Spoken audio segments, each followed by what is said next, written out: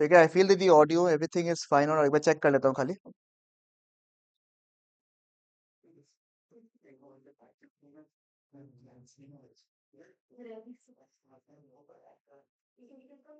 Alright, चलिए शुरू करते हैं।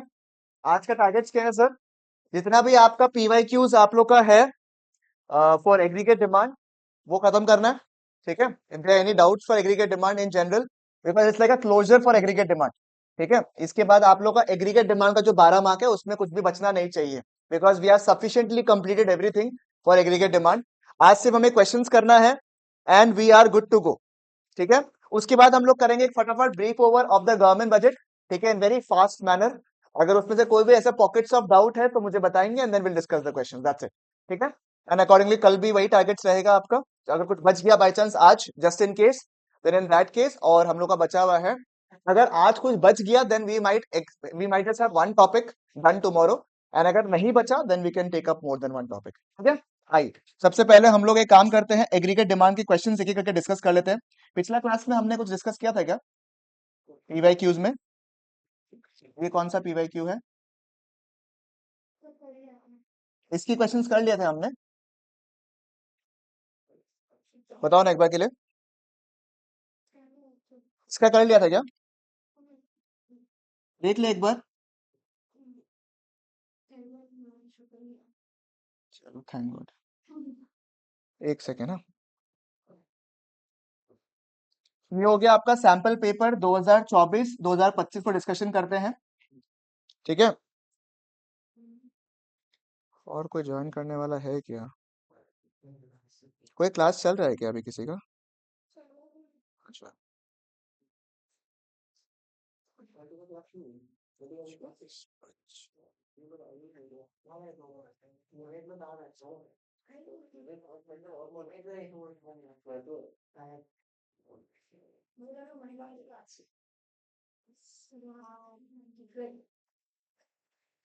मैं एक बार ग्रुप में फाइनली डाल देता हूँ, ठीक है ना, एक बार लास्ट।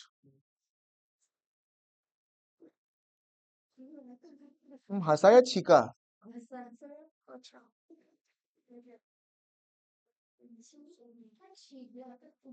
अच्छा मैंने आप लोग को वो शेड्यूल दे दिया है टेस्ट्स का।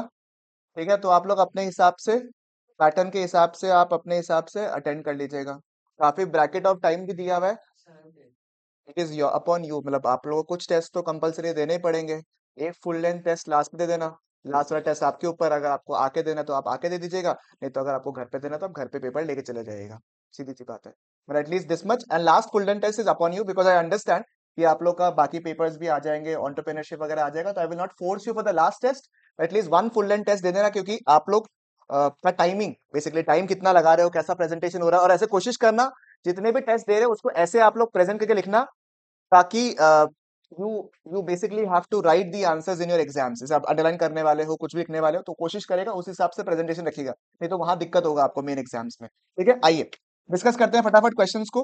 Late us pick up a few government budget also questions यहाँ पे। ठीक है, ताकि आप लोग का रिवीजन भी हो जाए, कम हम लोग का डिस्कशन भी हो जाएगा। तो पहला तो मनी वाला क्वेश्चन है मेरे हिसाब से शायद। क्वेश्चन नंबर 2 इस गवर्नमेंट बजट का क्वेश्चन, देखो अब देखो यहाँ पे क्वेश्चन नंबर 2 का अगर आपको याद होगा, मैं इसी के साथ में आपको बाकी क्वेश्चन भी डिस्कस कर लूंगा। अगर आपको याद होगा तो ये ऑब्जेक्टिव्स और गवर्नमेंट बजट के ऊपर सवाल है। मैंने आपको कहा था ना, आजकल डायरेक्ट क्वेश्चंस तो आ सकता है कि जैसे एलोकेशन फंक्शन बताइए, गवर्नमेंट बजट का एलोकेशन फंक्शन कैसे करता है वो लोग, या फिर मैंने आपको बोला था कि केस स्टडी बना के वो लोग ये पूछेंगे कि कौन सा ऑब्जेक्टिव को फुलफिल कर रहा है। ठीक है, तो ये उसका एग्जाम्पल हो गया आपको, अगर आपको याद होगा मैंने डिस्कस किया था आपके साथ में। ठीक है, सबसे पहला क्वेश्चन क्या लिखा हुआ है, देखिए, the cabinet led by the prime minister has decided for what, decided that the central government will provide free food grains, ठीक है, to the beneficiaries under the प्रधानमंत्री गरीब कल्याण अन्न योजना, बाप रे, छोटा ही कर देता, PMGKAY, for a period of 5 years। ठीक है, ये क्या होगा मुझे बताइए? रीएलोकेशन ऑफ रिसोर्सेज या रीडिस्ट्रीब्यूशन ऑफ इनकम? रीएलोकेशन या क्या? कंफ्यूजन आ, देखो सबसे पहले काट लेते हैं वो वाला चीज जो नहीं है, इकोनॉमिक स्टेबिलिटी नहीं है, इकोनॉमिक इंस्टेबिलिटी तो बोल के कोई फंक्शन ही होता नहीं है। कंफ्यूजन आ रहा है यहाँ पे रीएलोकेशन एंड रीडिस्ट्रीब्यूशन। पहले ब्रेक करते हैं, रीएलोकेशन ऑफ रिसोर्सेज में क्या था? भाविक साहब कुछ पूछने का क्वेश्चन? भैया कैमरा ऑन नहीं है किसका? बोलो, अभी बोलो। मेरा कैमरा तो ऑन है भाई, मेरे को तो क्लियरली दिख रहा है। तुम्हारा कैमरा ऑन नहीं है? दिख रहा है तो यहाँ पे हमको वो उसमें दिख रहा है। बाकी लोग को दिख रहा है क्या?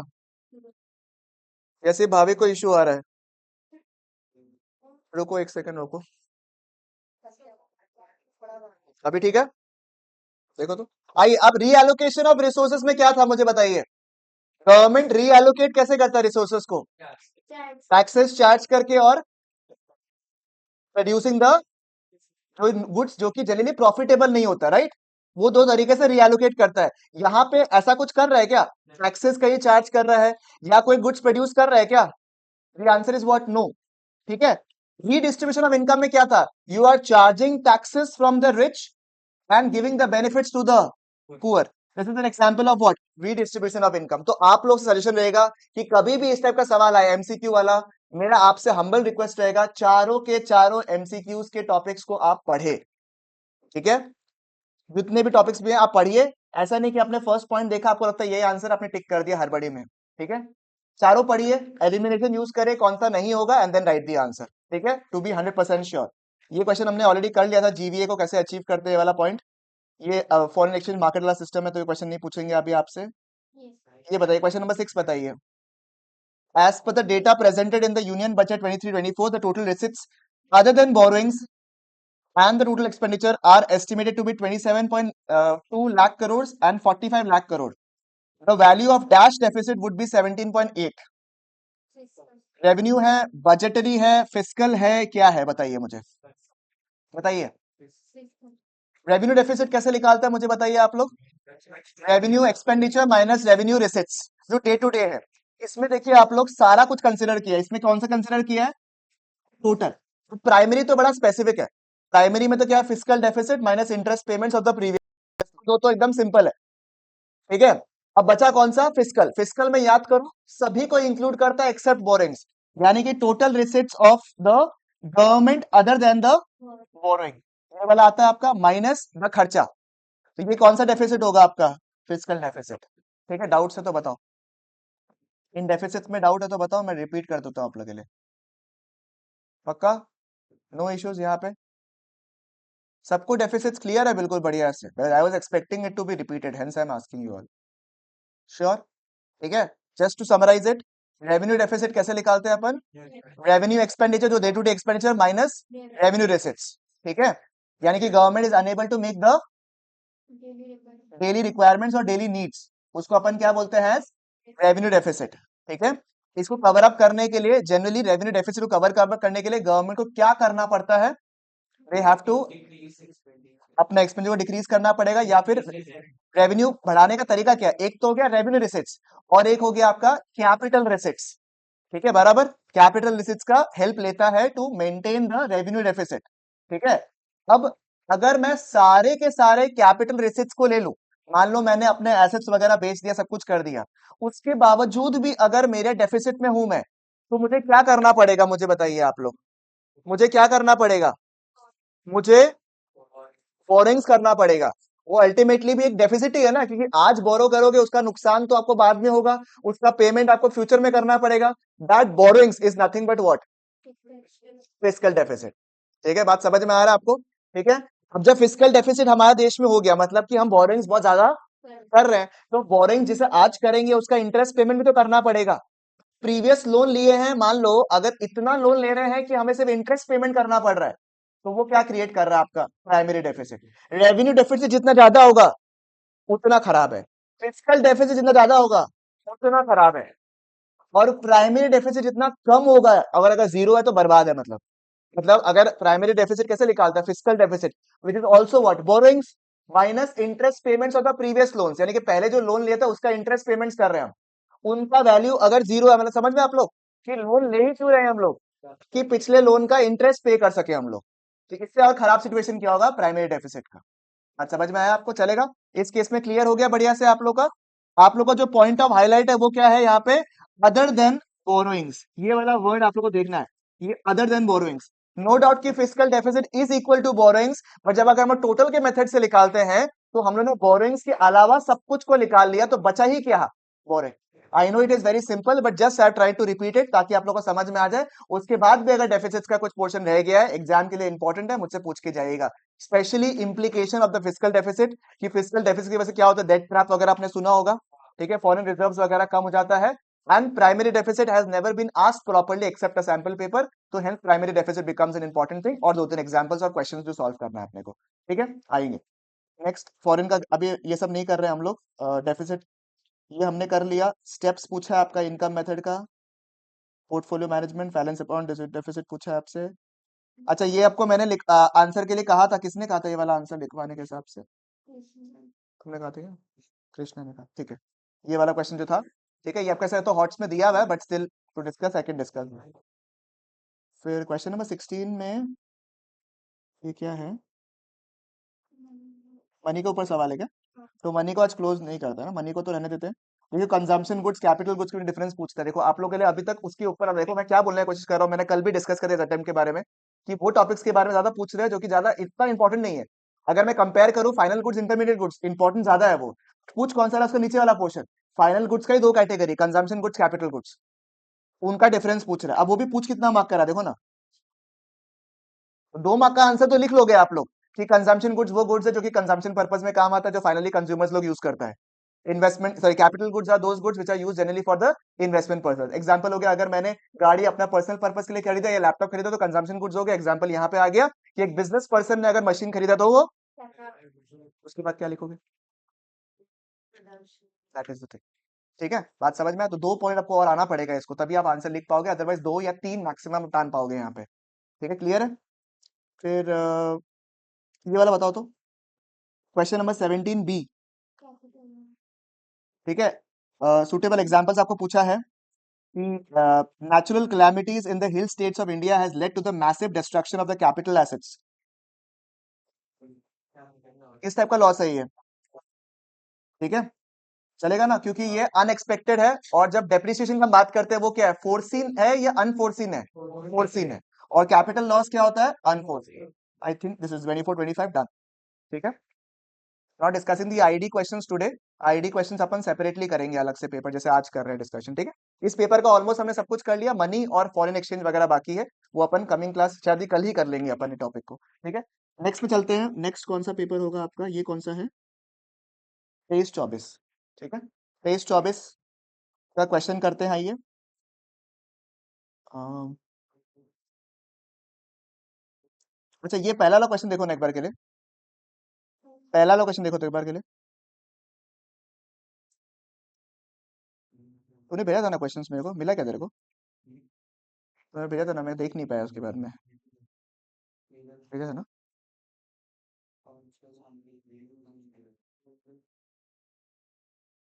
देखो आंसर बताओ तो इसका।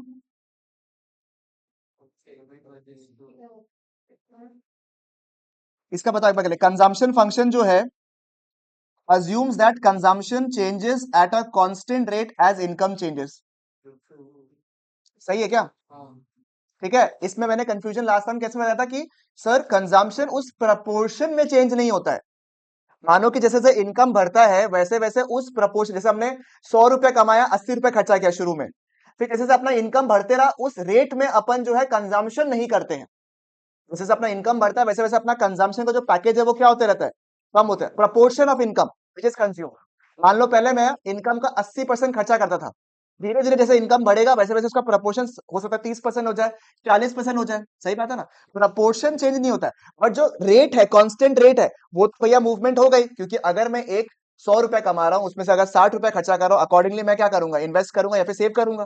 तो मेरा कांस्टेंट रेट से तो मूव करेगा ना हमेशा। तो रेट जो है वो हमेशा कैसे होगा, constant. It is not here proposal. समझ में आया आपको? और दूसरा क्या बोला, autonomous consumption is the ratio between consumption total income. सही है क्या? फॉल्स है, तो आंसर क्या होगा? बी। ओके, ए। ठीक है, ये तो ट्रू हो गया ना। अच्छा, ये वाला चलेगा? ठीक है ना? फिर ये तो मेरे हिसाब से इजी है, बैलेंस ऑफ पेमेंट का सवाल हो गया। ये तो इजी है, देख लो एक बार के लिए। ग्राफिकली एग्रीगेट डिमांड का सवाल एकदम पानी क्वेश्चन पूछा है एकदम। ठीक है, बहुत थक गई ना तो। उम्र भी ऐसा ही है। बता आंसर बता, पॉइंट नंबर 9। इजी है, but the point is of just of 1 mark. तो कुछ समय देखना है मैंने इसमें।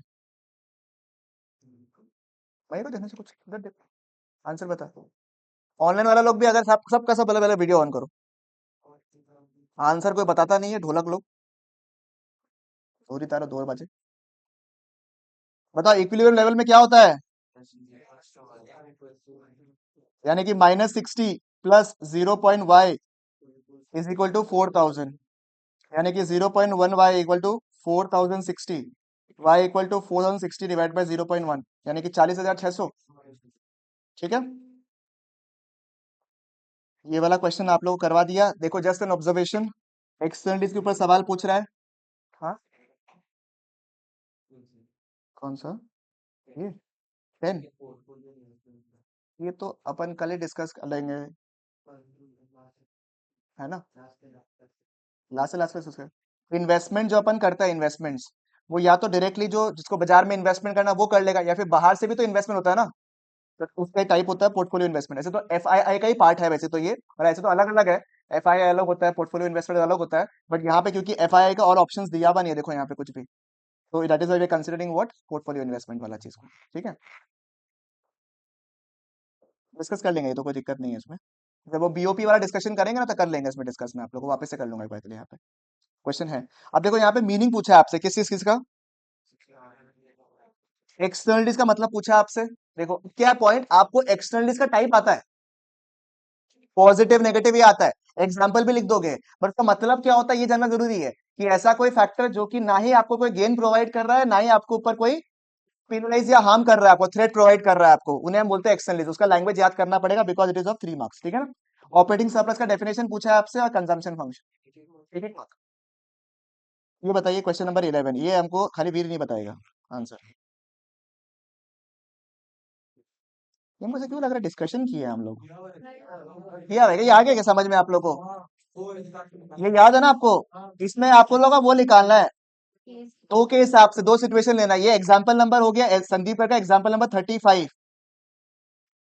ठीक है, इसमें चेंज बताना होता है। देखो सिंपली बात है कि एग्जाम्पल 30 बताओ ना एक बार के लिए, वो क्वेश्चन दो तो हमको, जो हम तुमको बताया वो डबल वाला क्वेश्चन वो दो तो हमको, हम वो क्वेश्चन करवाते थे एक ठो, क्योंकि इसी टाइप का इसी सिनॉप्सिस में क्वेश्चन है।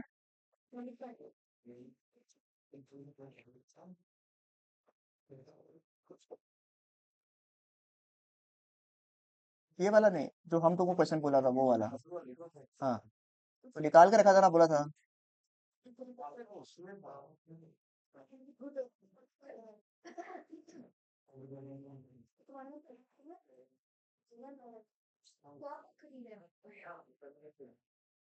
एक क्वेश्चन करवा दे, एक क्वेश्चन करवाया था खाली।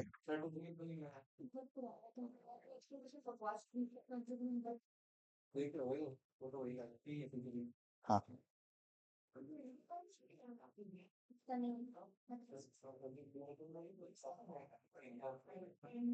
हाँ, ठीक है कोई बात नहीं, हम क्वेश्चन लिख रहे हैं। The savings function of an economy is given as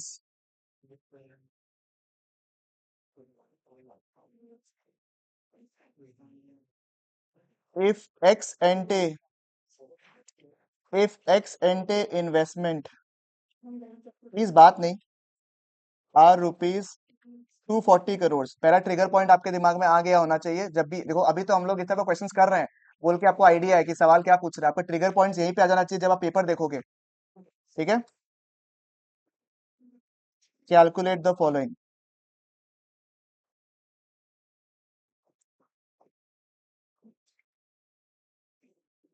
number 1 आपसे पूछा है equilibrium level of income. Number 2 additional investment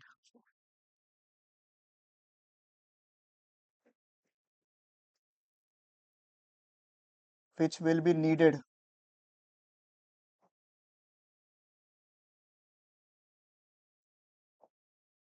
to double the present level of income, present level of equilibrium income। रुको रुको, हम ठीक से लिख देता, अगर नहीं समझ में आ रहा था। 240। ठीक है।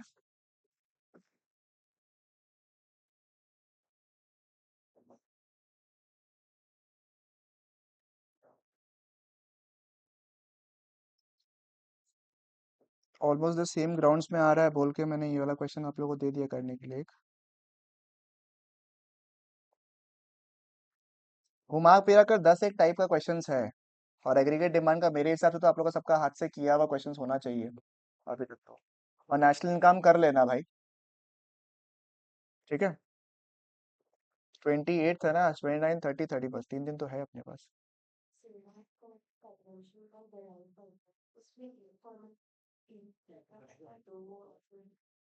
एक में भी बना सकता है, दो में भी बना सकता है। बेटर है कि नहीं, गलत नहीं है, बट इट इज सजेस्टेबल कि एक ही बना दो,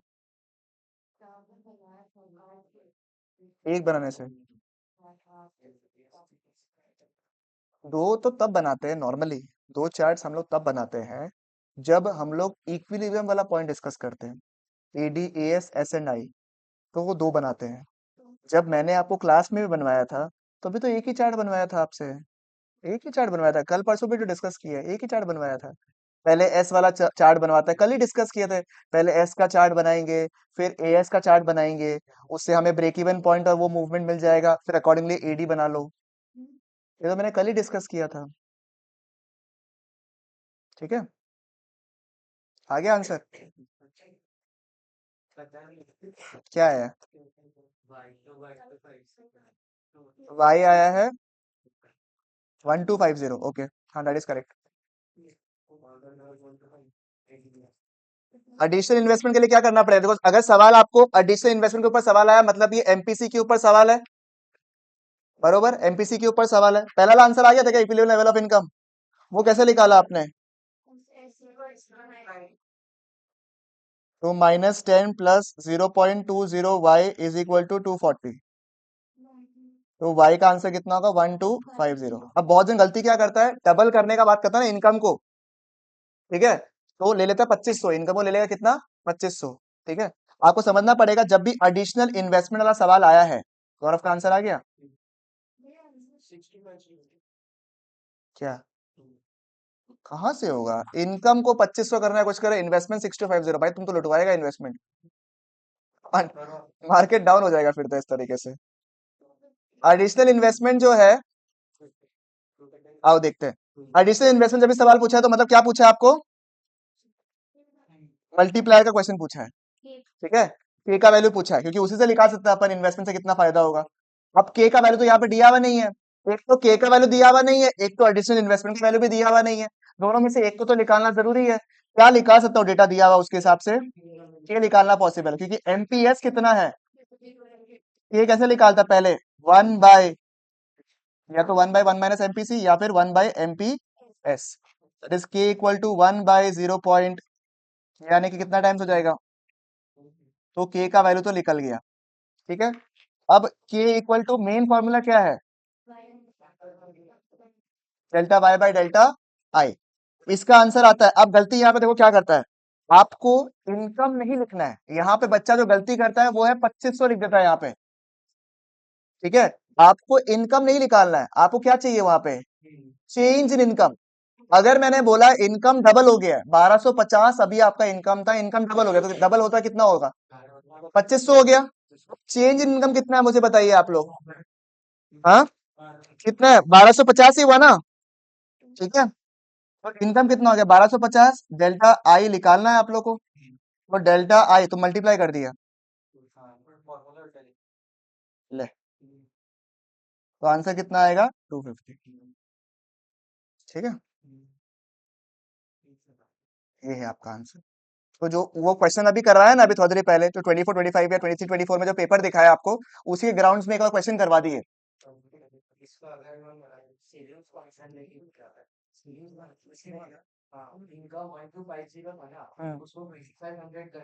हम्म।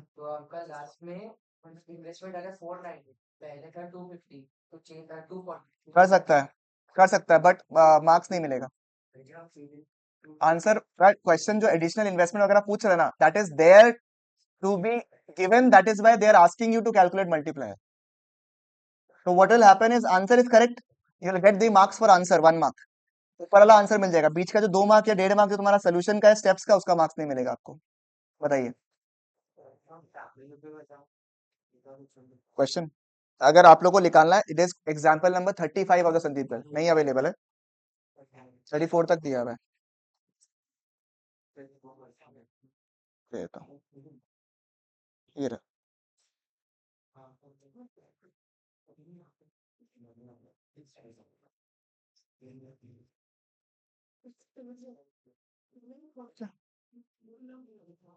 रानी जी कर पा रहे हैं? पहली बार में आंसर आया, देख के निकाले।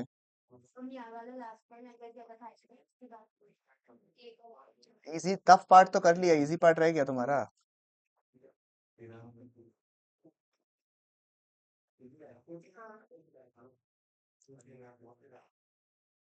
एक दो और क्वेश्चंस करना है क्या प्रैक्टिकल? देखिए इतना कॉन्फिडेंस हमको आया नहीं आप लोगों को देख के अभी प्रैक्टिकल में, डिस्पाइट द फैक्ट कि मैंने बहुत सारे प्रैक्टिकल क्वेश्चन कराए, फिर भी नहीं आया। कोई बात नहीं, उम्र ही ऐसा है।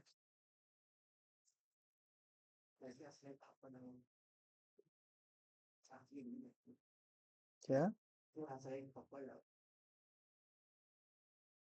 अब बेसिक लेवल क्वेश्चंस नहीं करवा रहा, ठीक है? ऐसे क्वेश्चन ये भी पूछता है 75% अगर एमपीसी है, इनकम इतना है, तो आप बताइए कि कैसे इनकम अचीव होगा, इन्वेस्टमेंट कितना करे अचीव होगा, एमपी, ये डायरेक्ट मल्टीप्लाई का सवाल है।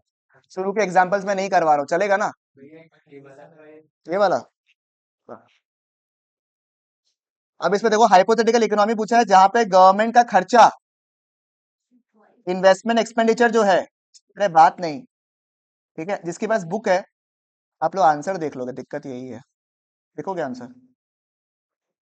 और देखिएगा, वही बोले, ठीक है? इन्वेस्टमेंट कितना होगा, 1000 करोड़ है। If the value of MPS falls from 0.25 to कितना, 0.10, आपको निकालना है इंक्रीज इन इनकम कितना होगा उसकी वजह से, ठीक है? इसमें आपको क्या करना, दो सिचुएशन रखना है, ठीक है? एक सिचुएशन जहां पे आपका एमपीएस अगर 0.25 है, अगर एमपीएस 0.25 होगा तो के का वैल्यू कितना होगा, 4 टाइम्स हो जाएगा 1/एमपीएस, 4 times. I think this is very implied now, 4 times हो जाएगा आपका। और अगर वही एमपीएस 0.10 हो गया तो के कितना हो जाएगा, 10 टाइम्स, ठीक है? गवर्नमेंट ने खर्चा कितना किया, 1000, तो पहले वाले केस में इनकम कितना हो जाएगा, 4 into 1000, 4 गुना हो जाएगा, यानी कि 4000 हो जाएगा। और दूसरे वाले में वाई कितना हो जाएगा, 10 गुना हो गया, मतलब 1000 रुपए इन्वेस्ट किया, 10 गुना हो गया, यानी कि 10,000 हो जाएगा। यानी कि आपका इनकम कितना चेंज हुआ, 10,000 माइनस 4,000, 6,000। कराया था, हम क्लास में कराया था। आइए एक और प्रैक्टिकल क्वेश्चन कर लेते हैं, एक दो प्रैक्टिकल और क्वेश्चन कर लेते हैं, फिर पेपर करेंगे। और अम, कौन सा, कौन सा लिस्ट? कोई बात नहीं यार, अपन तो नया नया ला लेते हैं, कोई दिक्कत नहीं है। ये वाला क्वेश्चन कर लो एक। वैसे तो हम सारा ही क्वेश्चन करवाए गए तुम लोग को अभी।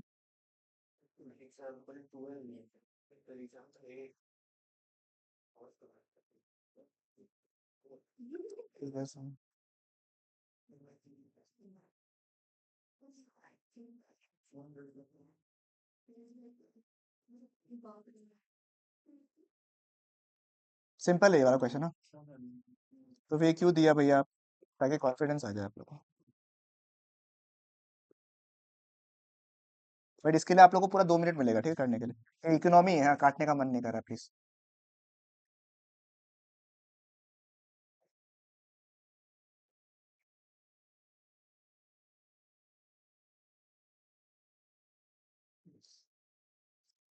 ठीक है, इजी क्वेश्चन दिया एकदम। भाट, भाटर क्वेश्चन दिया, भाटर क्वेश्चन।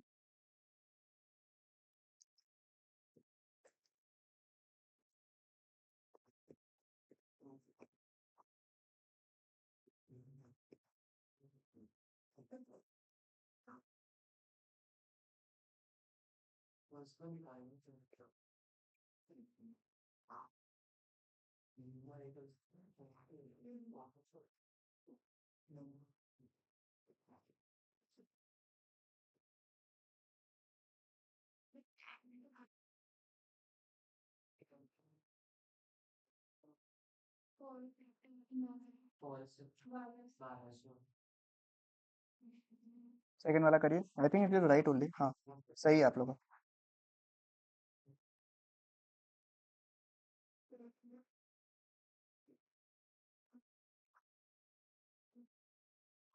जल्दी अगेन 2 मिनट्स, हाँ आपके लिए ये वाला। 2 मिनट्स नहीं, एक एक मिनट देंगे सबका निकालने में। कंजम्पशन एक्सपेंडिचर निकालने के लिए 1 मिनट है आपके पास। दूसरा मिनट मिलेगा आपको एमपीएस निकालने के लिए। सी निकालना है।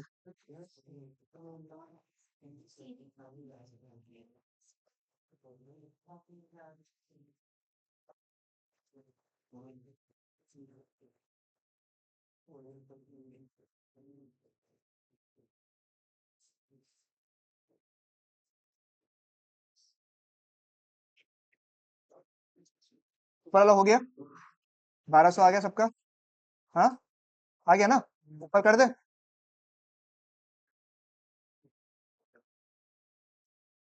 जल्दी करिए, आपके पास पूरे पूरी 5 मिनट है इसको करने के लिए।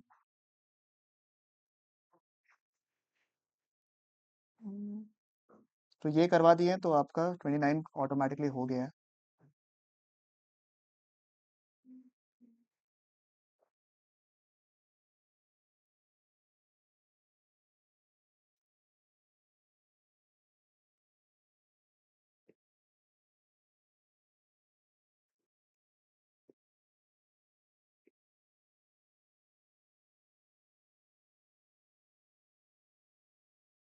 इसके लिए भी इजी क्वेश्चन है, आपको आंसर जल्दी निकालना है।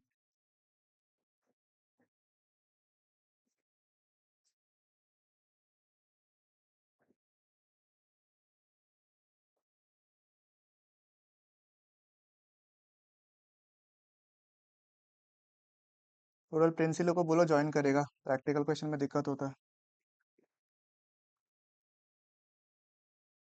भूमि है या नहीं है?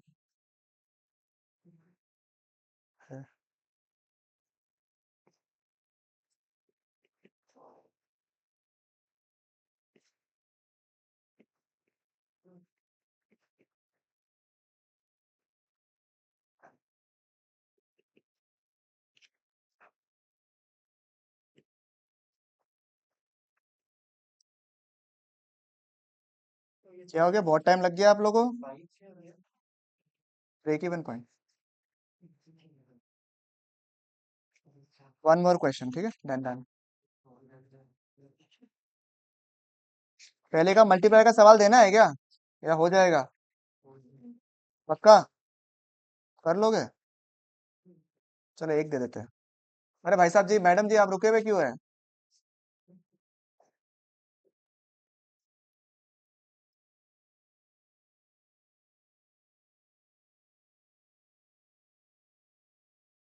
तुम्हें इन्फॉर्म कर दो वो लोग को, इनको करना है।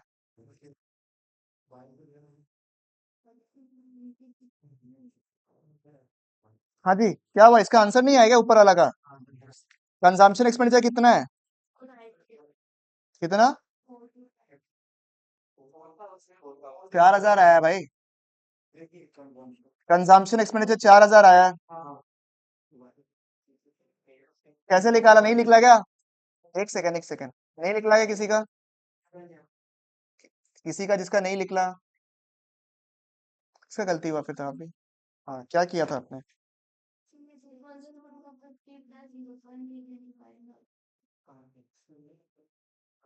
हैं?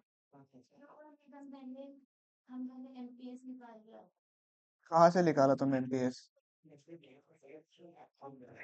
एमपीएस है ही नहीं, 0.8। 0.25 है एमपीएस। रानी का कितना आया? तुम कॉपी मार लिया उससे? तो तुम्हारा कितना आया, तुम कैसे निकाला? तुम एमपीएस कितना निकला तुम लोग का, एमपीएस निकला कैसे है?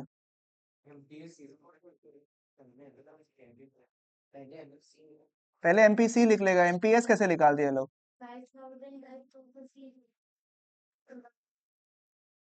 पहला बात तो उससे कुछ निकलता ही नहीं है। वो मल्टीप्लायर का कॉन्सेप्ट तुमने निकाला था, निकाल और कुछ रहा है तुम लोग। पहले वाला केस में क्या नीचे, ये लो, पहला वाला का आंसर कैसे निकालोगे? आपको कंजम्पशन निकालना पड़ेगा, यानी कि AD equal to AS. AD कैसे निकालते हैं? C plus. यानी इतना क्वेश्चंस कराने के बाद में अगर ये हालत है ना, हो गया फिर तो तुम्हारा, फिर हमको नॉनसेंस रीजन देता है खाली। सी बार प्लस कितना? P Y plus I equal to 5000।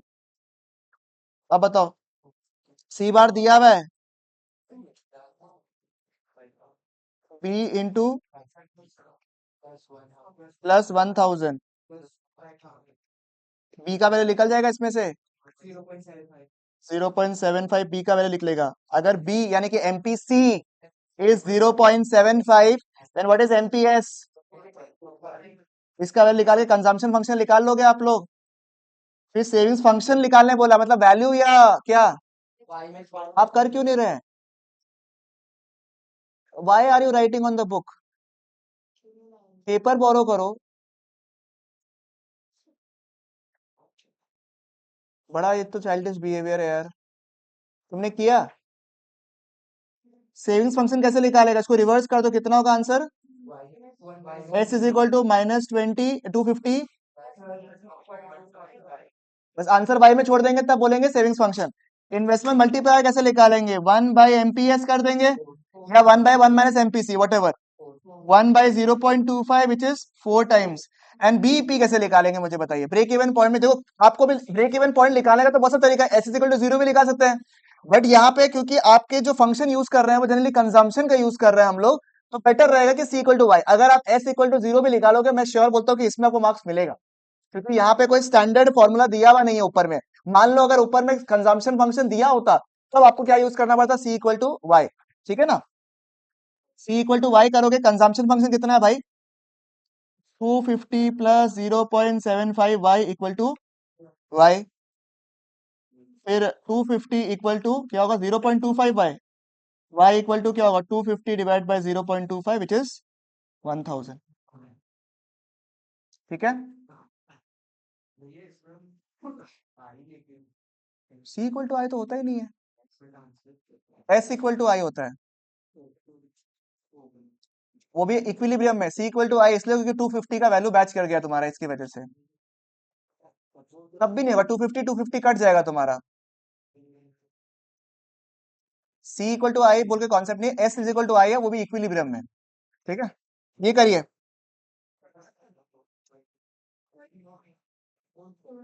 Online वालों का किसी का आंसर नहीं आ रहा है, क्या हो रहा है तुम लोग का? पहले से पहले आंसर दो, या तो ऑन करो वीडियो, सबका सब ऑन करो दो। हाँ, टाइम पास कर रहा है। इसका आंसर पता नहीं, देखना पड़ेगा। हो सकता राइट हो सकता ना भी हो। कितना है आपका मैडम? 1250। 1200 आंसर है। इक्विलिब्रियम लेवल ऑफ इनकम में अभी क्या है? इसमें तो क्या ही, हमको लगा था इसमें तो आप फटाफट आंसर बता दोगे। Is AD equal to AS? AD is when C plus I equal to Y. ये तो मैंने इतना बार क्वेश्चन करा, इसका कोई हिसाब नहीं है ये वाला में। C is what 100 plus 0.75 plus 200 equal to Y.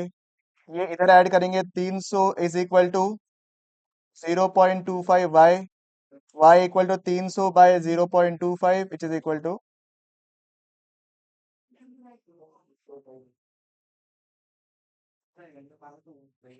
दूसरा एडी पूछा है आपसे, at the level of income, क्या होगा?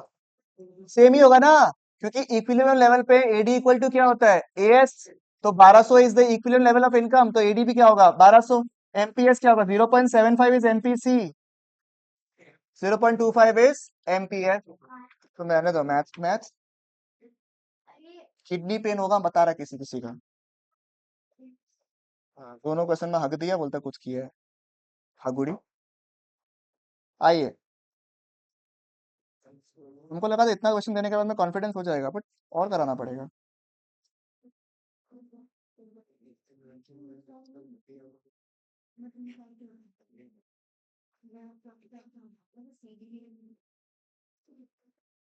If in an economy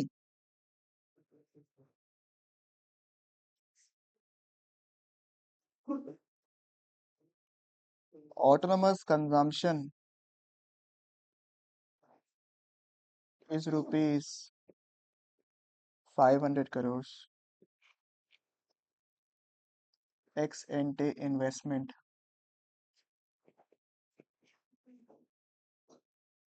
are 4,000 crores. क्या हो गया बावना? And equilibrium level of income कितना है? कैसे पता होगा आपको, है ना? Of the economy is good guess very close 18,000 crores. Hemant किसको टेस्ट करा था, इतना टेक्स्ट करा था फटाफट, टेंशन में लो को। हाँ, पापा करा, कुछ स्ट्रेस वाला बात तो नहीं है ना? बहुत बढ़िया वैशाली। अभी थर्ड का आंसर देखता है, सबसे पहले कौन बताता है। और राइट, समझा पारा सिंह? अरे पापा ज्यादा ही फास्ट है बे। Correct, absolutely correct.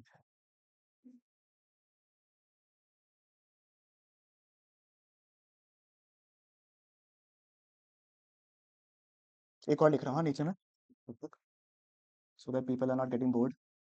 In an economy,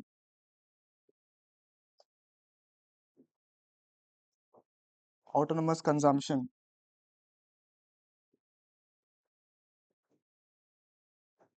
इधर से नहीं दिखेगा वीर, इधर से नहीं दिखेगा, उधर आंसर निकाल। MPC is 0.6 if the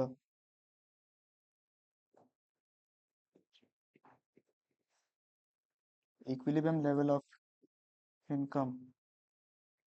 दूसरा वैशाली को पढ़ा जाता है, इतना सिंसियरली पढ़ता है।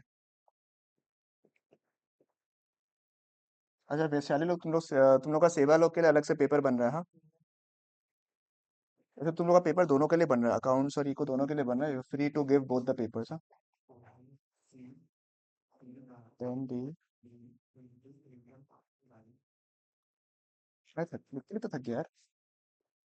इन्वेस्टमेंट, छी छी कितना गंदा रेटिंग लिखा है। Is rupees 300 justify.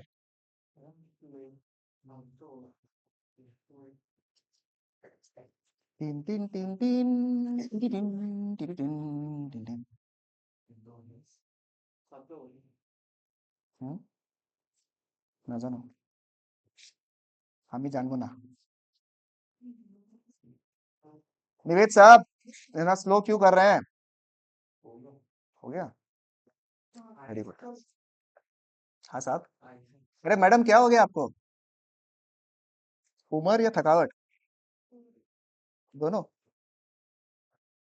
जल्दी जल्दी होना चाहिए, फटाफट। क्या है?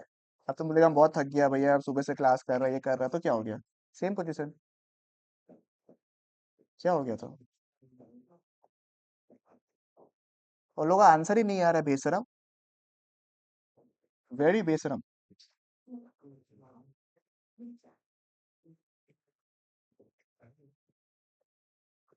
हर्षिका का आंसर आ गया लोगों का? Very good. अरे हर्षिका आयस लेके आएगा, हमको पता है।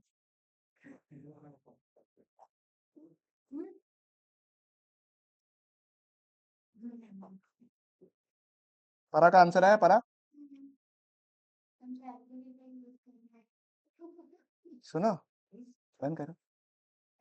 अरे अरे स्कूल में अलाउ करेगा? टाइम खराब चल रहा है।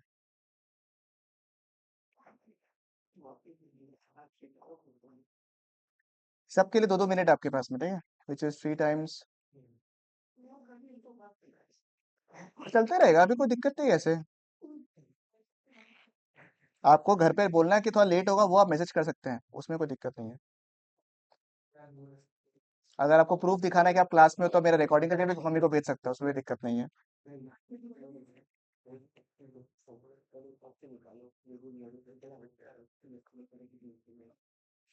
हाँ,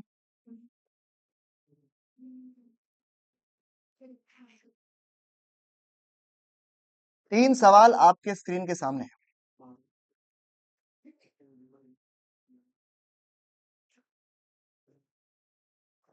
और क्वेश्चन देना है? कौन सा का? अरे ज्यादा फास्ट मत निकालो भाई, हम क्वेश्चन लिखता नहीं उसके पहले आंसर देता तुम। Nice, nice. हम ये चाहते हैं भाई, हम चाहते तो ये ऐसे मजाक कर रहे हैं। क्या हो गया मैडम? उठाओ उठाओ, कोई दिक्कत नहीं है।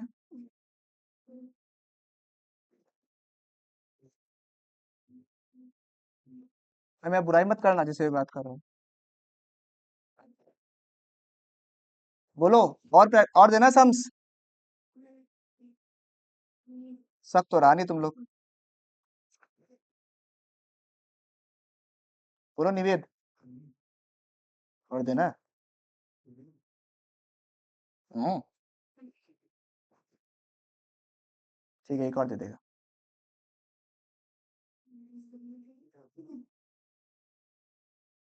मजेदार क्वेश्चन मिलना चाहिए तो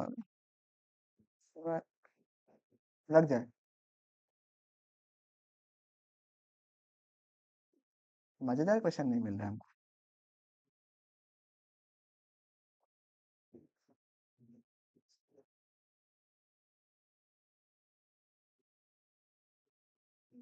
टू इजी। बताइए, हो गया मैडम? तीनों क्वेश्चन हो गया। शाबाश। यहाँ ऑनलाइन वाले लोग का हो ही नहीं रहा किसी का, खाली एक वैशाली का आंसर आ रहा है बस, बाकी लोग दे सो रहे हैं। पहला का आंसर क्या है भाई? आपको वैल्यू ऑफ एमपीसी निकालने बोला है, इसमें किसी को issue?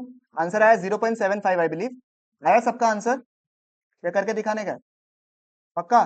For those people who are very kind hearted, it is example number, खुद निकालो, 34। ठीक है, अगर आप लोग का नहीं हुआ बाई चांस एग्जाम्पल नंबर 34, अगर बाई चांस डाउट है तो मेरे को पूछने का अभी का अभी। हाँ, इसका आंसर बोल रहे हैं लगभग 0.75। एनीबडी जिसको सॉल्व करना है?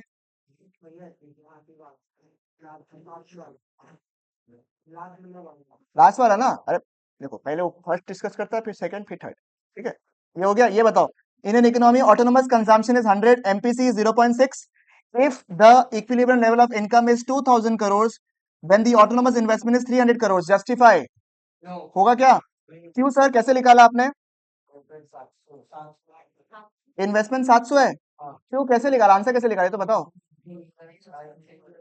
सबसे पहले तो C plus I is equal to Y कर दिए। ठीक है, उससे क्या निकला आपका? आई का वैल्यू निकल जाएगा, जो कि कितना होगा? 700। और इन्वेस्टमेंट लिखा कितना है यहाँ पे?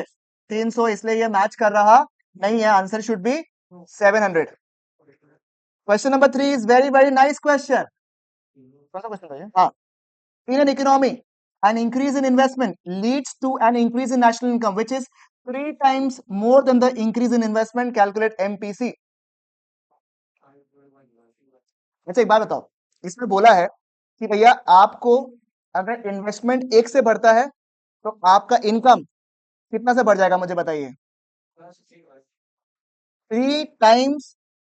ये बस ये एक जो शब्द है ना इंग्लिश का, क्या बोले सर? अब इसमें दो बच्चा गलती करेगा, एक लिखेगा increase in investment x, increase in income 3x। गलत नहीं है, अगर आप फर्स्ट गो में कर रहे हो गलत नहीं है, क्योंकि इसमें लिखा हुआ है 3 टाइम्स, है ना? बट इट इज लिखा हुआ है, क्या लिखा हुआ है? 3 टाइम्स मोर, जितना भी है उससे 3 गुना ज्यादा होगा, ये लिखा हुआ है। दैट मीन्स डेल्टा आई, ये कितना माने हम लोग, जैसे मान लो डेल्टा आई मान लेते हैं, डेल्टा आई को डेल्टा आई मान लेंगे, ठीक है? मतलब कि इंक्रीज इन इन्वेस्टमेंट, ये इन्वेस्टमेंट है, हाँ, इज व्हाट? Delta I. तो increase in income will be how much? Sir delta I तो हो गई, उसका कितना गुना हो रहा है? 3 गुना हो रहा है। आज समझ में आ रहा है? 3 टाइम्स मोर, मतलब जितना है उससे 3 गुना ज्यादा बढ़ रहा है। दैट मीन्स ये कितना हो जाएगा? 4 डेल्टा आई। ठीक है, समझ में आया आपको? अब ये कैसे निकालते हैं मुझे बताइए, delta Y by delta I. Delta Y को मैं किससे रिप्लेस कर दूं? 4 डेल्टा आई से, और नीचे क्या लिखूंगा? डेल्टा आई। मतलब आंसर कितना हो गया? 4 टाइम्स। इफ के इज 4 टाइम्स, तो के कैसे निकालते हैं? 1/1 माइनस एमपीसी। 4 = 1/1 माइनस। अगर कोई बच्चा को डाउट छे, इसको एमपीएस कर दो। मैथ्स में दिक्कत अगर किसी को भी है तो MPS is how much 1/4 0.25 if MPS is 0.25 then MPC is ठीक है done clear okay I think we अरे बहुत बढ़िया तो हाँ साहब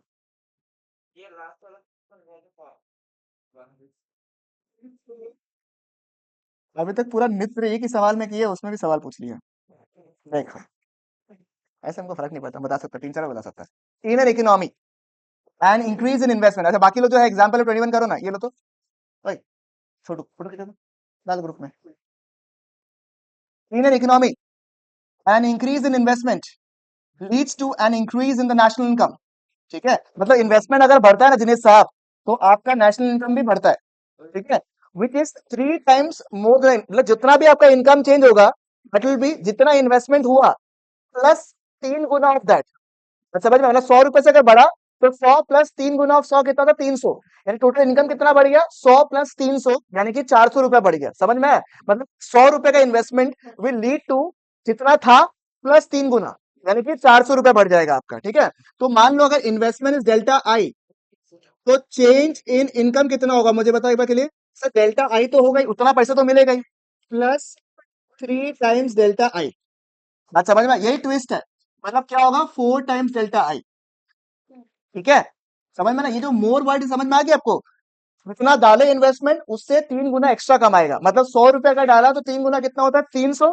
प्लस 100 रुपए जो इन्वेस्टमेंट किए थे वो मिल जाएगा आपको ठीक है इतना इनकम मिलेगा आपको तो आपको निकालना क्या एमपीसी एमपीसी निकालना दो तरीका है कि एक ही क्वेश्चन दिया हुआ है क्योंकि इन्वेस्टमेंट का टॉपिक दिया हुआ है तो पहले किए इससे निकाल लो delta Y by delta I से डेल्टा वाई को तुमने रिप्लेस कर दिया विथ 4 डेल्टा आई यहाँ पे लिखा हुआ है ना तो is equal to 4 delta I by delta I ये कैंसिल हो गया तो आंसर कितना आया 4 टाइम्स के इक्वल टू क्या होगा 1/एमपीएस होता है ना तुम एमपीएस का वैल्यू निकाल लो क्योंकि आंसर 4 टाइम्स आ गया यहाँ से एमपीएस का वैल्यू होगा 0.25 तो एमपीसी का वैल्यू कितना होगा 0.75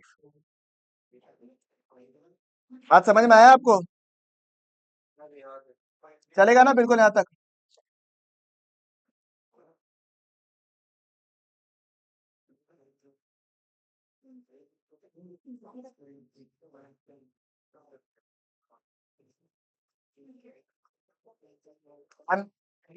एग्जाम्पल नंबर 21 का रिक्वेस्ट आया था भाई ये वाला जनरली 3 to 4 मैक्स 21 बता रहे 2-3 पेपर और डिस्कस कर ले बोर हो गए एक टाइप का क्वेश्चन करा करा के 21 वही क्वेश्चन डाला तो है ग्रुप में वैसे तो बुक देगा भाई नहीं देगा ठीक है एक सेकेंड ना अब देखो यहाँ पे एक बार देखो एक बार के लिए इसको हम लोग बैंकिंग डिस्कस करेंगे वैसे रिवर्स में बट ऐसे देखो यहाँ पे क्या सवाल पूछा है ये बैंकर्स फंक्शन बैंकर्स बैंक और सुपरवाइजर्स फंक्शन ये आपको पूछा है in the function the reserve bank of India 4 mark का सवाल है कौन सा ये फर्स्ट पेज वाला सेकंड फंक्शन ठीक है ये करिए तो एक बार क्वेश्चन 16 करिए तो सवाल किए थे क्या हम लोग नहीं किया सब बढ़िया कौन सा 21 किया नहीं क्या ठीक है कर लेना ये भी कर लो क्या है पहले ये कर लो फिर वो तुम लोग जो लोग नहीं किया वो कर लो बाकी लोग तुम लोग 21 कर लो थोड़ा चेंज हो जाएगा क्योंकि कंटिन्यूसली एडी का क्वेश्चन आ रहा है ना इसलिए मैंने ये क्वेश्चन दे दिया आप लोग करने के लिए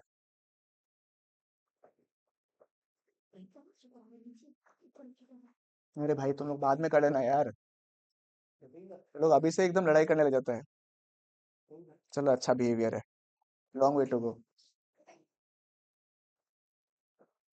अरे किस्मत ही बस समझदार मिला तुमको if an investment additional investment is हम कितना है 500 crore increases the income by 500 crore okay in the first round of the multiplier process अच्छा सुनो कल जो मैंने मल्टीप्लायर का क्वेश्चन करवाया था आप लोग को वो याद है ना टेबल वाला वो भी करना है एग्जाम्पल नंबर क्या था हॉट्स का कुछ मार्क करवाया था ना मैंने क्वेश्चन हाँ हॉट्स में भी क्वेश्चन है उसका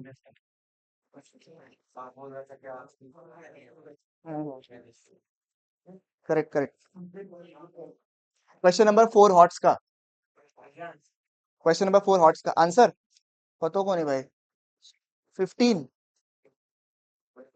50 या 15 बोल रहा है। पता नहीं, देखना पड़ेगा हमको भी आंसर, पता नहीं मतलब इसका कितना है भाई। इसका आंसर कितना है तुम्हारा आंसर? पहला का आंसर 15 है, दूसरा का 11। फर्स्ट वाला का 15 करोड़ है, दूसरा वाला का 11।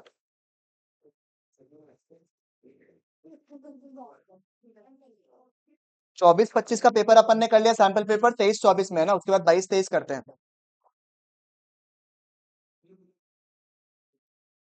फिर पीवाई क्यूज भी करना है यार, बहुत बाकी है।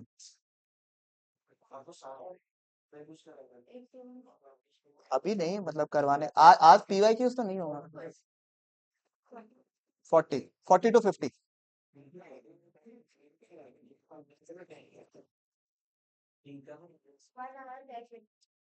अच्छा, ये डी वाला का आंसर, हाँ एक बार बताओ तो इसका डी का आंसर क्या होगा भाई? इसका आंसर बताओ तो एक बार के लिए। Under the Ayushman Bharat scheme the government provides free medicine to the economically backward region. ये कौन सा सवाल हो गया? Redistribution of income.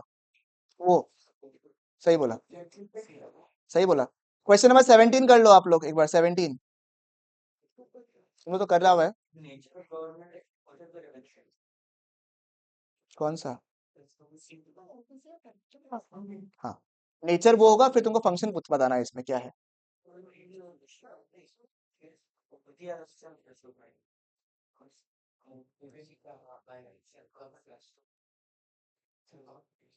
कौन सा बोल रहा है? नहीं सही बोल रहे हो तुम, इसलिए पूछा तुमको। रीएलोकेशन, अच्छा सुनो सुनो सुनो सुनो सुनो भाई, ये बहुत बड़ा ब्लंडर है अपने तरफ से, ठीक है। गुड ऑब्जर्वेशन, क्वेश्चन को पूरा पढ़ लेना चाहिए इसलिए। आयुष्मान भारत स्कीम जो है, the government provides free medicine to the economically backward section of the society. अपन ने पहले ही सोच लिया रिडिस्ट्रीब्यूशन ऑफ इनकम होगा आंसर, क्योंकि पूछ ही रहा होगा गवर्नमेंट ऑब्जेक्टिव। सवाल पूछा है एक गवर्नमेंट एक्सपेंडिचर का नेचर बताओ, कैपिटल एक्सपेंडिचर है या रेवेन्यू एक्सपेंडिचर है? रेवेन्यू एक्सपेंडिचर है, क्योंकि ये एसेट्स लायबिलिटीज को अफेक्ट करता नहीं है। वो क्वेश्चन है आंसर इसका। बताओ, हम लोग का पोपट रहता अगर ये नहीं बताता तो अभी है। ज्यादा हीरो बनना भी दिक्कत है हमको, ये तभी लग रहा है मेरा बच्चा लोग का मार्क्स कभी कभी कटता क्यों है, थोड़ा बहुत का समझ में आ गया हमको। Nice nice. हाँ मतलब क्वेश्चन पूरा पढ़ना है, समरी बॉटम लाइन डिस्कशन ये है, क्वेश्चन पूरा पढ़ना। अगर मान लो इसका सवाल पूछता, अगर सुनो हम लोग इस क्वेश्चन थोड़ा चेंज कर देते हैं, और यहाँ पे आता है आप बताइए गवर्नमेंट ऑब्जेक्टिव कौन सा है इसमें, तो कौन सा होगा?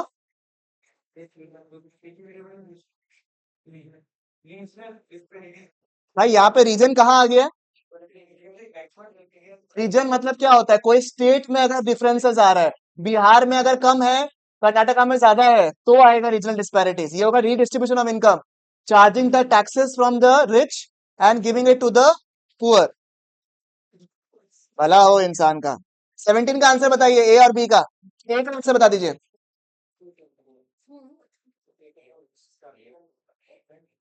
A21 डिस्कस करना है मेरे को। बताओ भाई, पहला वाला आएगा? पहला वाला आएगा क्या भाई? क्यों आएगा? हाँ, क्योंकि सवाल क्या पूछा? ओ भाईडो, भाईडो किचन फाइट्स बात नहीं करना, अभी बताओ आंसर आएगा डोमेस्टिक इनकम में क्या आएगा? यस, क्योंकि देश के अंदर कोई भी इनकम होगा तो वो इंक्लूड होगा। नंबर 2 टोमेटोज, ये बड़ा कंफ्यूजन था, नहीं आएगा ये। ठीक है, इकोनॉमिक एक्टिविटी कंसिडर नहीं करते, खत्म नहीं हुआ दीदी, 2 पेपर सैंपल पेपर खत्म हुआ है अभी। दीदी कॉपी अभी बंद कर दिया भाई। Okay, question number 1। Yes madam. हम डाउनलोड नहीं नहीं, ये मेरा पहले से डाउनलोड किया हुआ था। हाँ भेज देगा, हम सारा भेज देगा। ऐसे तो हम कंपाइल करवा के भेज रहा है, बट इसको भी भेज देगा।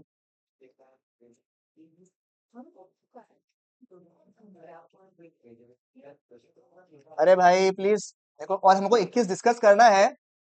21 क्यों डिस्कस करना है एडी का क्वेश्चन? क्योंकि ना इसी के टाइप का क्वेश्चन जो है टेबल के फॉर्म में हम लोग को सैंपल पेपर में दिया है, तो उसका थ्योरी क्वेश्चन पूछा हुआ है यहाँ पे, तो वो करवा दूंगा मैं, इंपॉर्टेंट मार्क करवा के करवाऊंगा। एग्जाम्पल नंबर 21 मार्क करके रखो, तो एग्जाम्पल के लिए इंपॉर्टेंट है एडी का, unit number 2।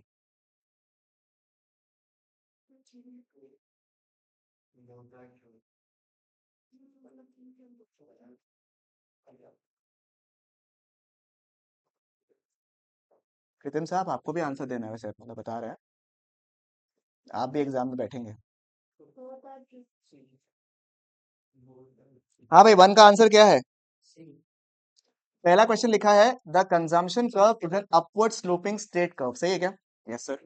Due to the direct relationship between income and consumption and the assumption of the constant MPC, true और फॉल्स? ट्रू है, करेक्ट है एकदम। एवरेज जो कंजम्पशन का चार्ट है वही लिखा हुआ है इसमें प्रॉपर, ये ट्रू हो गया।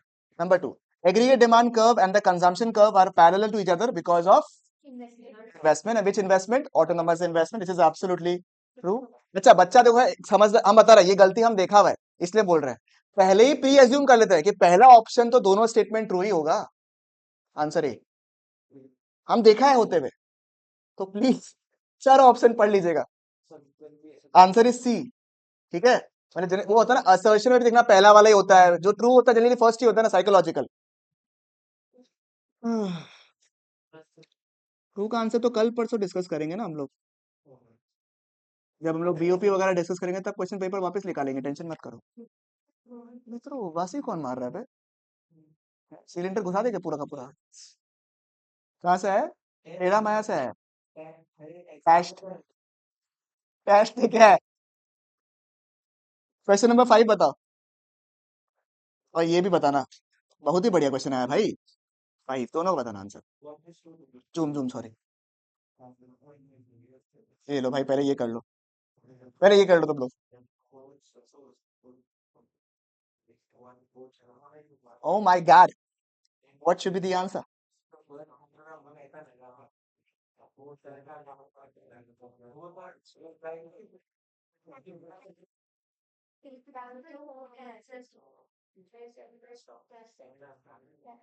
इन्वेस्टमेंट स्टॉक होगा, इन्वेस्टमेंट स्टॉक होगा, यस। नेट इन्वेस्टमेंट स्टॉक होगा, इन्वेस्टमेंट स्टॉक होगा, यस, एब्सोल्युटली करेक्ट। बिकॉज हम लोग जब इन्वेस्टमेंट निकालते हैं एक पर्टिकुलर पॉइंट ऑफ टाइम में निकालते हैं कि देश में इतना इन्वेस्टमेंट किया है, बट नेट इन्वेस्टमेंट वो एक पीरियड के लिए निकाला जाता है कि पूरे देश में नेट में इन्वेस्टमेंट कितना किया आपने, है कितना आपका खर्चे चले गए उस इन्वेस्टमेंट करने के लिए, तो एक पीरियड के लिए निकालता है। तो your net investment will be a flow concept, and capital is always a, that means both the statements are what? Both the statements are, बताइए, बोथ द स्टेटमेंट्स आर, बताओ रे, सही है ना? ग्रॉस इन्वेस्टमेंट क्या होता है? स्टॉक कॉन्सेप्ट, ठीक है। बताओ इसका आंसर बताओ, पेपर करना इसलिए जरूरी नहीं होता रे। क्वेश्चन तो ये फेजेस बताना है आपको, और क्या है? फिल इन द ब्लैंक्स दिया हुआ है, इतना ढोल की तरह बात करते कभी कभी तुम। अभी वन ने सोल्यूशन भी देख लो तो सही है ना। हाँ, both the statements are false लिखा है इसमें। हाँ भाई, कौन सा फेज है ये? जनरेशन फेज हो गया, डिस्ट्रीब्यूशन फेज, तो नेक्स्ट ये होगा बी, सी होगा क्या आप लोग बोल रहे हैं? ओके, ठीक है। प्रोडक्शन आउटपुट ही लिखा हुआ है ना, क्योंकि और तो कुछ दिया हुआ ही नहीं है, इसीलिए। मतलब तुझे तुम्हारा आउटपुट नहीं है, इनकम होना चाहिए था नियम से, बट ठीक है, उपाय नहीं। नहीं नहीं, इनकम कैसे आउटपुट ही होगा ये? जनरेशन फेज है उसमें तो सामान तो बनता है ना, या तो प्रोडक्शन होता है या तो आउटपुट होता है, ठीक है, चलेगा। नेक्स्ट, क्वेश्चन नंबर 6, थोड़ा जूम कर दिया आपके लिए, फालतू का बैठा हुआ है। आंसर बताओ फटाफट ऑनलाइन वाला लोग। क्वेश्चन नंबर 6,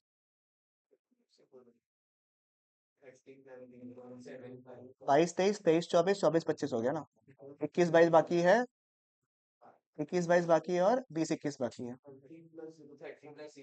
एकदम आसान क्वेश्चन है, लिखने में पड़ रहा है। ये माँ माता जी, इन्वेस्टमेंट मल्टीप्लायर से मेरे को एमपीएस मिल जाएगा, जो कि होगा 0.25, यानी कि एमपीसी होगा 0 पॉइंट, याद होना चाहिए अभी तो, मल्टीप्लायर 5 4 में तो। और ऑटोनोमस कंजम्पशन दिया हुआ है सी इक्वल टू 30 प्लस 0.7, क्या होगा? पर oh options were given, sorry, answer क्या होगा? ए। इसका आंसर बताओ। If the national income equals the increase in consumption, the value of MPS be equal to, जितना अपना इनकम बढ़ा उतना ही कंजम्पशन बढ़ा, तो अपना सेविंग्स कितना होगा? बहुत बढ़िया। ऐसा कॉन्फिडेंस आने से मजा आता है देख लेके आपको। ये देखो सवाल देख रहा है सवाल देख रहा है कुछ? Visible exports, visible imports, BOP का भी प्रैक्टिकल क्वेश्चन दिया हुआ है यहाँ पे। इजी है, बट जब एग्जाम एग्जाम में आता है ना, तो एक बार के लिए जो फटना चाहिए फट जाता है एक बार का, वो भी 1 मार्क। सोचो तो इतना नाटक 1 मार्क के लिए। Oh my god, this is a beautiful question, question number 9।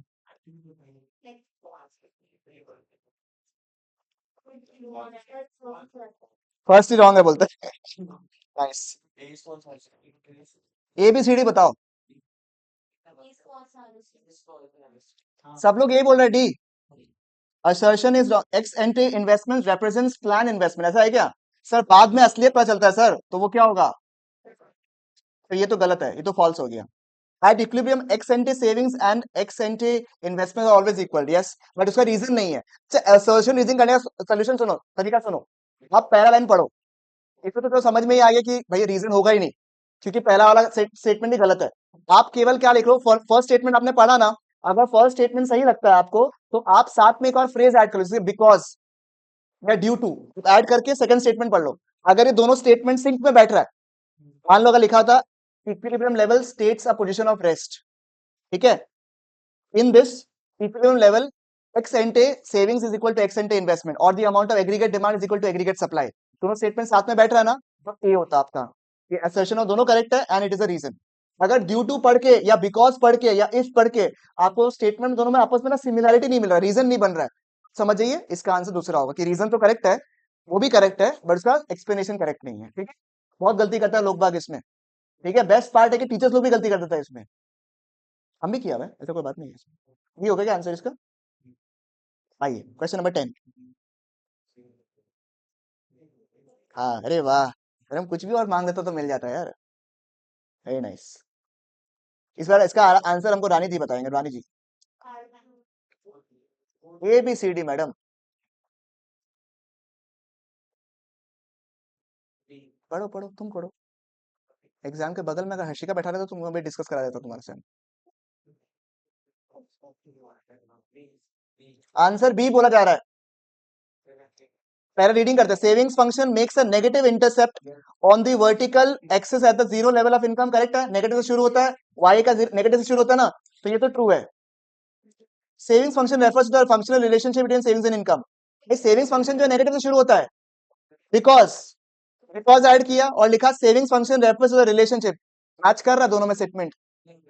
क्या नेगेटिव होने का रीजन ये है कि फंक्शनल रिलेशनशिप है? नहीं, अगर लिखा होता सेविंग्स फंक्शन इज नेगेटिव या it is due to this savings या फिर ऑटोनोमस कंजम्पशन, तब ड्यू टू का आंसर करेक्ट होता है। दोनों स्टेटमेंट करेक्ट है बट रीजन करेक्ट नहीं। समझ में आया आपको? Question number 11।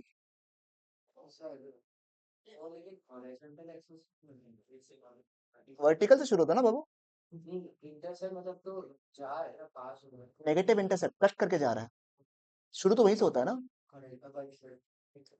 फिर आप बोलोगे एक्स एक्सिस को भी कट करता है, बिल्कुल सही है, वो ब्रेक इवन पॉइंट में कट कर देता है, बट शुरुआत तो नेगेटिव इंटरसेप्ट से शुरू होता है ना। Oh I like this question, nice. ये पेपर बढ़िया बनाया है यार ये लोग। नो वंडर 22-23 वाले लोगों का हालत क्यों खराब हो गया था। बढ़िया पेपर बनाया है। अरे निवेद साहब, इस क्वेश्चन को कौन सॉल्व करेगा? ताऊ जी।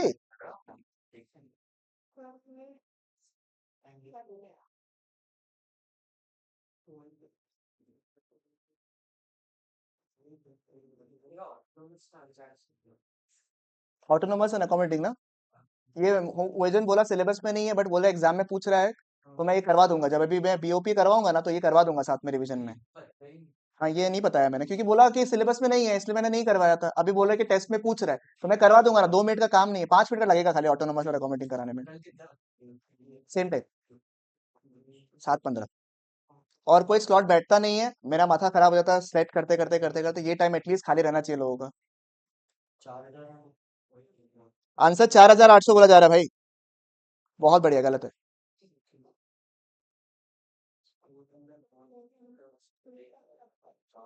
आंसर निकालो पहले फटाफट, 11 का आंसर निकालो फिर डिस्कस करेंगे। ये सवाल कौन सा पता है क्या, वो वैम का जो लास्ट का क्वेश्चन नहीं था, उस टाइप का। तो जब भी फर्म ए फर्म बी पूछेगा ना, तो दो फर्म बनाने देगा, ठीक है, क्योंकि एक का आउटपुट, दूसरा का इनपुट। इसलिए ना जब भी इसको ना ऐसे फालतू का लिखने का दरकार नहीं है आपको, वो डब्बा बना के करने का, फर्म ए और फर्म बी, ये दो ही है ना। क्या बोला, दो फर्म्स एग्जिस्ट करता है, firm and firm B. Firm A ने फर्म बी को सेल किया, मतलब इसका हो गया वैल्यू ऑफ आउटपुट कितना, 2000, और इसका हो गया परचेज, यानी इसका हो गया कंट्रीब्यूशन कितना हो गया, 2000 का ना, to firm B, and purchase goods for ₹1000, यानी कि इंटरमीडिएट कंजम्पशन कितना का हो गया, 1000 का। Firm B exported the goods for ₹2500, इसका वैल्यू ऑफ आउटपुट कितना हो गया, 2500, एंड डोमेस्टिक सेल्स भी कितना हो गया, समझ ना, इसका एक्सपोर्ट्स हो गए, सॉरी, हाँ, कितना होगा, 1500। और कंजम्पशन ऑफ फिक्स कैपिटल क्या होता है,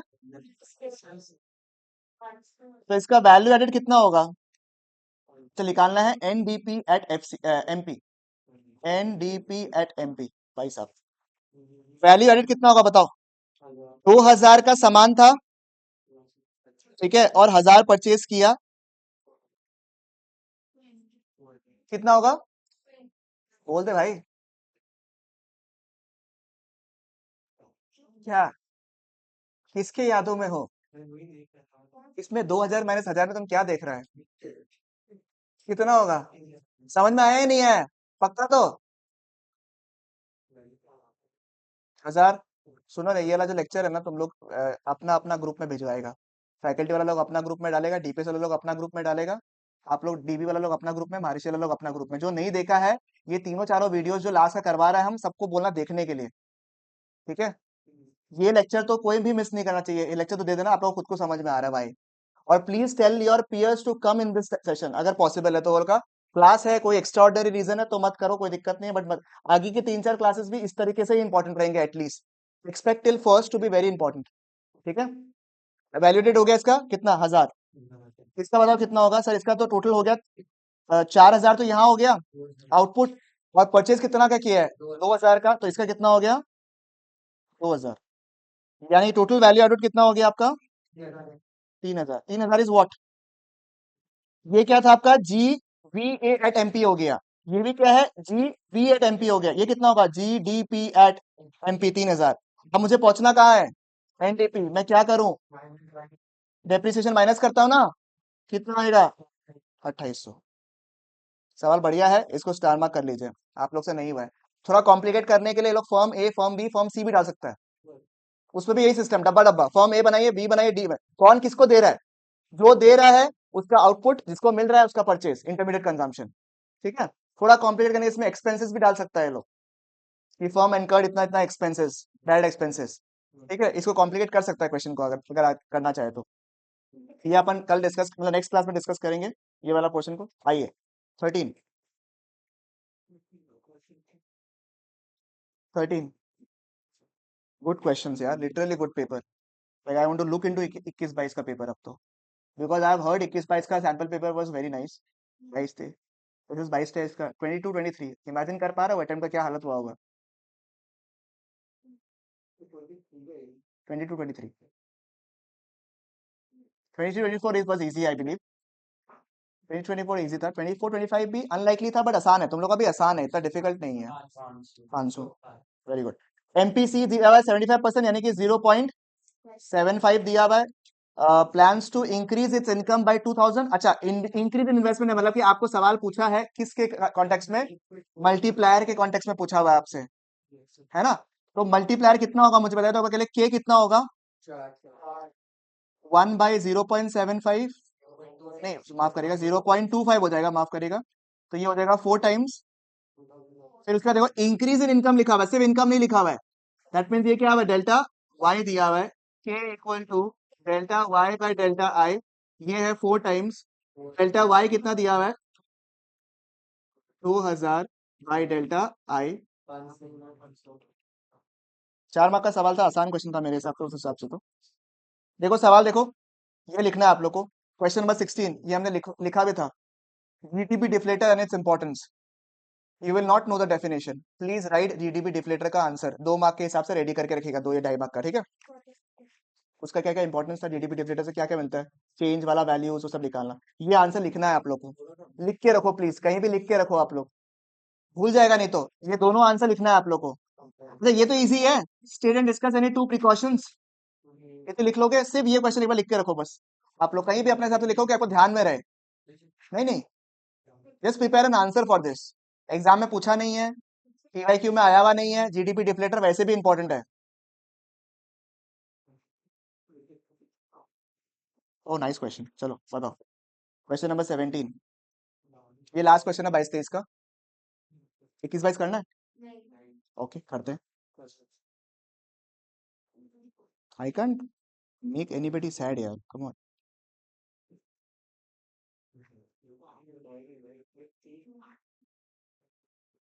देख रहे हैं, 3 मार्क का डिफरेंस पूछ रहा, डायरेक्ट और इनडायरेक्ट एक्सपेंसेस में, टैक्स।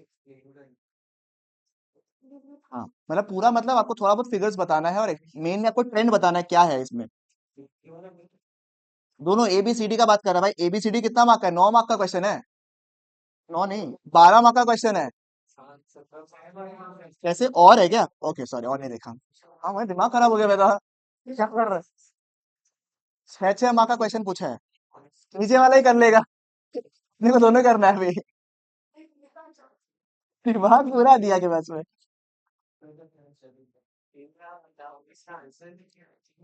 इसका आंसर देखना पड़ेगा मेरे को, सोल्यूशन निकालना पड़ेगा। ठीक है इसका आंसर भेज दूंगा मैं, कोई दिक्कत नहीं। एलोकेशन ऑफ रिसोर्स तो लिख लोगे, ये एलोकेशन ऑफ रिसोर्स कौन सा हो गया, कॉस्ट फंक्शन। अच्छा आप सुनो एक बार के लिए, प्लीज एक बार सुनो। एग्रीगेट डिमांड में हल्का हल्का कॉन्फिडेंस आ रहा है अब आप लोग को, ठीक है। मैं एक पेपर और डिस्कस करूंगा आपके साथ में, उसके पहले सुनना एक बार के लिए। Government budget was also highlighting point for us. पहला जो आपका फंक्शन पूछा था वो था ऑब्जेक्टिव्स वाला क्वेश्चन। उसमें मेनली अगर आप ध्यान दो तो एक सवाल मेरे को दिखा अभी यहाँ पे, जहाँ पे इकोनॉमिक स्टेबिलिटी के ऊपर सवाल पूछा है आपसे 2 मार्क के हिसाब से। बाकी मैक्सिमम क्वेश्चंस में reallocation of resources, redistribution of income जो है वो है। और अगर रीजन्स आ गया अलग अलग, बिहार कर्नाटका इससे कोई रेफरेंस आया तो रिड्यूसिंग द रीजनल डिस्पैरिटीज वाला आ जाएगा। ये तो पहला टॉपिक हो गया। दूसरा वेरी फेवरेट ऑफ सीबीएसई, जो एग्जाम में देखना, आप पीवाई क्यों देखना अभी, अभी तो सैंपल पेपर्स देखा है ना आपने, पीवाई क्यों देखना आप लोग, उसमें पूछता है नेचर ऑफ ट्रांजेक्शन बताइए गवर्नमेंट का, रेवेन्यू है, कैपिटल है।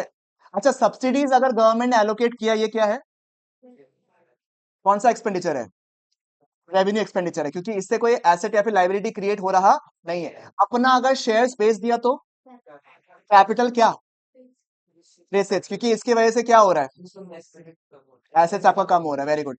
अगर डिस इन्वेस्टमेंट किया तो, बोरोइंग्स किया तो कैपिटल एसेट्स, किसी को ग्रांट दिया तो रेवेन्यू, ठीक है चलेगा बिल्कुल यहाँ तक। और लास्ट जो आपका टॉपिक है उसमें गवर्नमेंट बजट में, that is fiscal deficit, revenue deficit वाला पोर्शन, ठीक है। उसका एक सम तो मैंने करवाया है, 2-3 सम आप 2 क्वेश्चन और कर लेना आप लोग मेरे हिसाब से खाली। कॉन्फिडेंस तो है ना फिजिकल डेफिसिट, प्लीज प्राइमरी को तो ध्यान दीजिएगा, ठीक है ना। प्राइमरी एंड फिजिकल कौन सा पता है क्या, टोटल वाला कैलकुलेशन, नॉट की इक्वल टू बोरिंग्स वाला, टोटल वाला और इम्प्लीकेशन। प्राइमरी डेफिसिट होता क्या है, उसका इम्प्लीकेशन क्या है, ये 2 सवाल हमको लग रहा है हिट हो सकता है इस बार एग्जाम में, ठीक है। Planned and non plan expenditure is not there in your syllabus, ठीक है। आइए 21, मैं भेज दूंगा, मैं भेज दूंगा, भेज दिया क्या, चलो बढ़िया किया। मैं ऐसे भी पेपर्स तो भेजूंगा, लिखा हुआ आप लोगों का काम आ जाएगा, एनोटेटेड काम आ जाएगा आप लोगों का लिखा हुआ।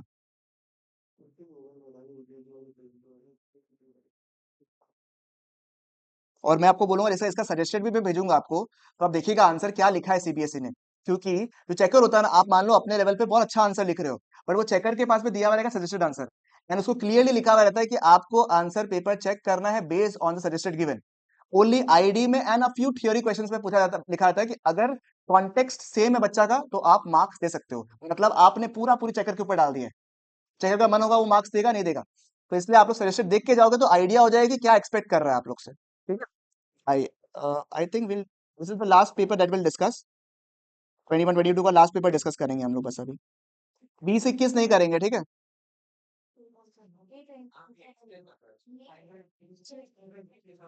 21-22 डिस्कस कर रहे हैं अभी, 20-21 डिस्कस अभी नहीं करेंगे, वो बोल रहे हैं जब दूसरा कोई चैप्टर के लिए लेंगे ना, फॉरेन एक्सचेंज वगैरह जब लेंगे तब उस समय डिस्कस कर लेंगे।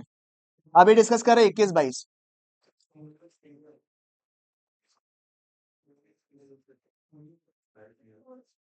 19-20 तो बड़ा आसान पेपर था, वेरी इजी।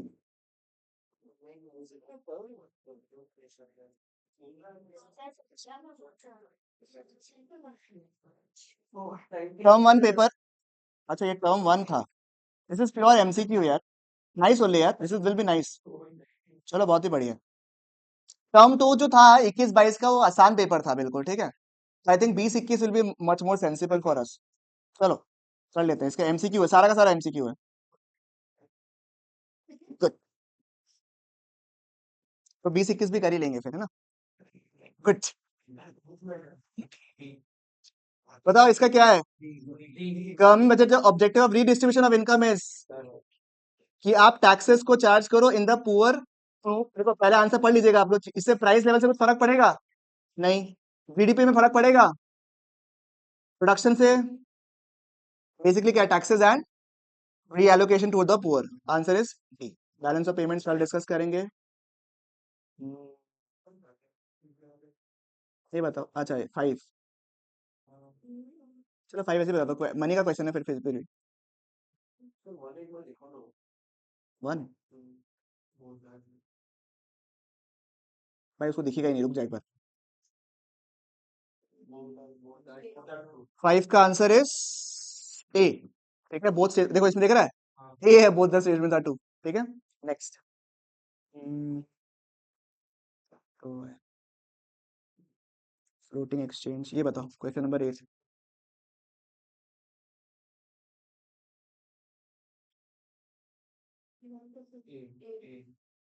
क्वेश्चन नंबर 8 पूरा आंसर पढ़िए।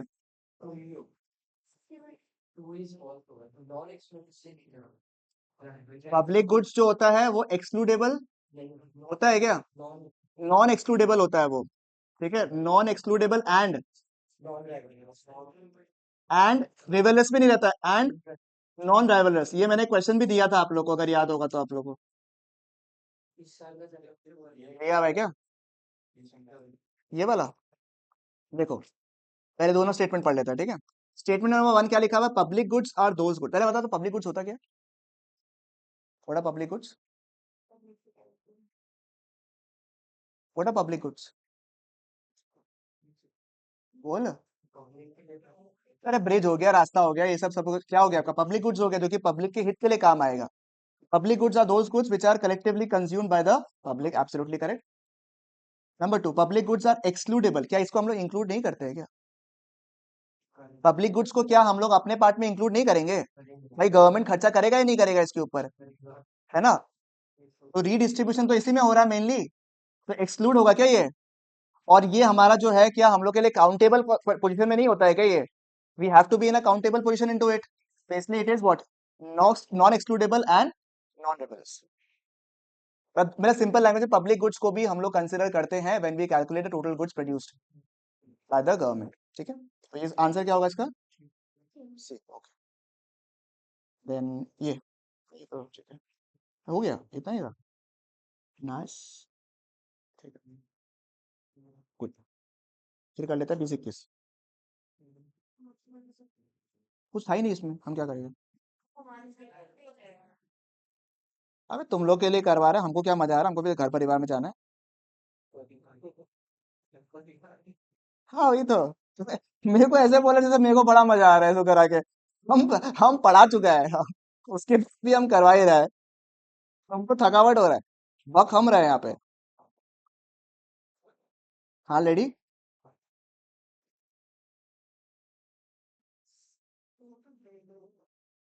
भागोर लगी से वाली। मैडम ऐसा हमेशा तुम ऐसे क्यों लगता है, हमको ऐसा लगता है कि तुम, ऐसा लगता है तुम गलत क्लास में आ गए क्या, ऐसा मुंह बना के रखता है, हम गलत क्लास में आए क्या। Last paper, last, last last का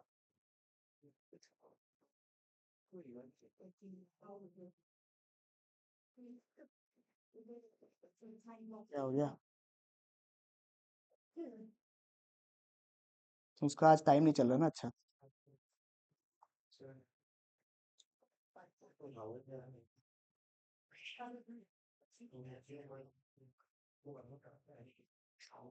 भाई मेरा तो आ ही नहीं रहा है, एयर ड्रॉप ही नहीं हो रहा है।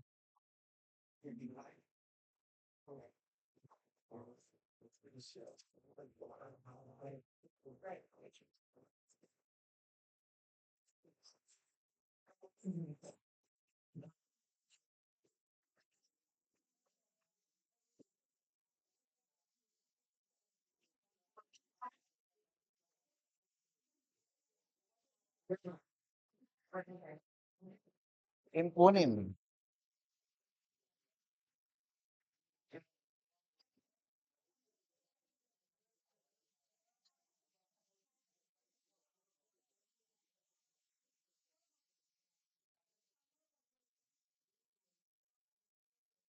क्या 100 बार कर लिया तुम?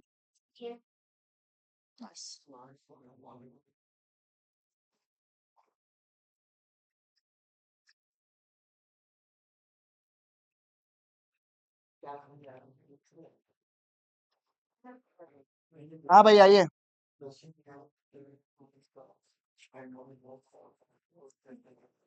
Inventory is a stock concept and change in inventory is a negative। और हम क्या करेंगे और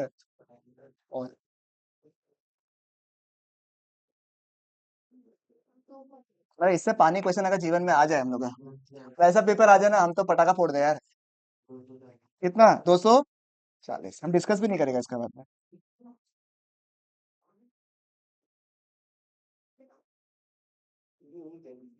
भाई बहुत पूछा है इसमें तो, देखो ना फॉरेन एक्सचेंज का बहुत सवाल पूछा है, देखो ना repo rate, current rate, CRR, ये सब पूछ रहा है इसमें।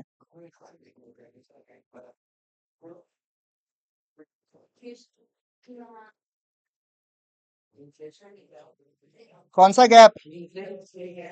डिफरेंस जब aggregate demand is more than aggregate supply in the, ये बस खेला यहाँ पे कर दिया, तो ये क्या होगा? Inflationary gap.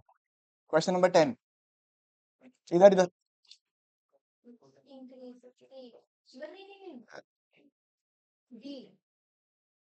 एक्सेस डिमांड की वजह से इनकम और एम्प्लॉयमेंट में क्या फर्क आता है? कुछ भी नहीं आता है। There is no change in the output employment and the general price level क्या होता है? इंक्रीज हो जाता है। क्वेश्चन नंबर 11,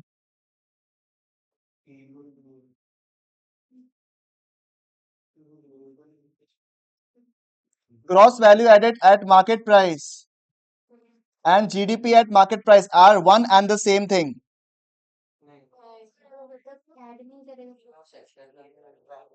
जीवीए और एमपी और GDP at MP are not in the same thing. GVA MP is for individual sector, जैसे primary sector, secondary sector, tertiary sector. तीनों सेक्टर्स के जब हम जीवीए एमपी को ऐड करते हैं तब हमें मिलता है जीडीपी एट एमपी। क्योंकि सर क्वेश्चन में हम लोग को प्राइमरी, सेकेंडरी और टर्शियरी अलग अलग नहीं दिखता है, normal normal questions, hence we assume GB at GV at MP at GDP MP. ठीक है, ये गलती हुआ है आप लोग का। Intermediate goods are always durable in nature. नहीं देखा था ना, semi durable, durable, non durable. Money multiply का सवाल पूछा है भाई, डेफिनेशन डिफाइन, मजा ही आ जाएगा भाई। अरे भाई साहब, credit creation in inverse relation with reserve deposit ratio मतलब क्या होता है? ठीक है, वो वाला कौन सा? यही इसी का वर्किंग पूछा है मनी मल्टीप्लायर का। अरे अरे अरे अरे, इजी क्वेश्चन, ये क्वेश्चन हम लोग ने कर लिया, आज ही किया था। आंसर याद है क्या किसी को? 1200 करोड़ आया है। एग्जाम में अगर आ गया तो लिखना जरूर, ऐसे मत करना, हाँ निकाल लेना। डिफाइन पूछा है, x ante savings full employment. अभी मैं बताओ हमको, पहले बिफोर 21-22 मतलब ड्यूरिंग 21, उसका जो पहला अटेम्प्ट में क्वेश्चंस का ये आ रहा था, 22-23 में उस टाइप का क्वेश्चन पेपर आया है, सोच लो तुम लोग। 22-23 का सैंपल पेपर में कैसा क्वेश्चन पेपर आया, देखा है तुम लोग? हमको बताओ, अच्छे से अच्छा स्टूडेंट का हालत खराब होगा ही नहीं होगा उस वक्त में, इस टाइप का क्वेश्चन आ रहा था, देखो यहाँ पे। अब ये बताओ क्वेश्चन नंबर 15।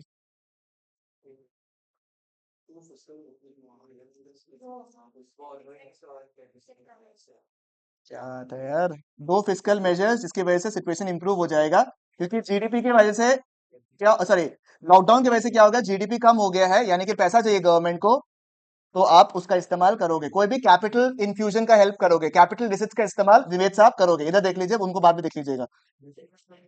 16 में आइए। हाँ डाल सकता है। ये दो सवाल है, बस खत्म।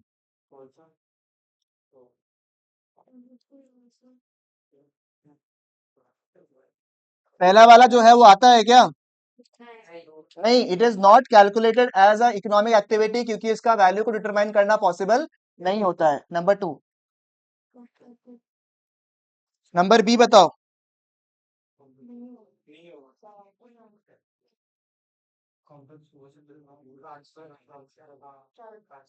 ट्रांसफर पेमेंट है, ये सोशल वेलफेयर है, बट इसको इंक्लूड अपन नहीं करता है बिकॉज इसका it is a kind of transfer payments. और का आंसर बताइए।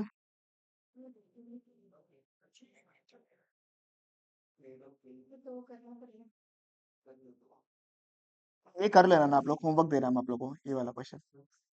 अच्छा, एलोकेशन ऑफ रिसोर्सेस कौन सा है? पहला वाला point, reallocation of resources. और briefly, how the government budget can be use as an effective tool in the process of employment generation.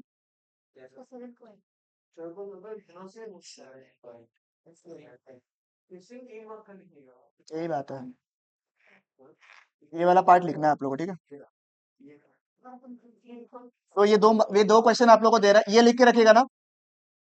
सुनो सुनो, गवर्नमेंट बजट का जो चैप्टर है आपका, उसमें ये क्वेश्चन लिख के रखो ना प्लीज, ये लिखना है आप लोग को। दे रहा हूँ पेज नंबर क्या बता दो पहले। Page 10.4 point number.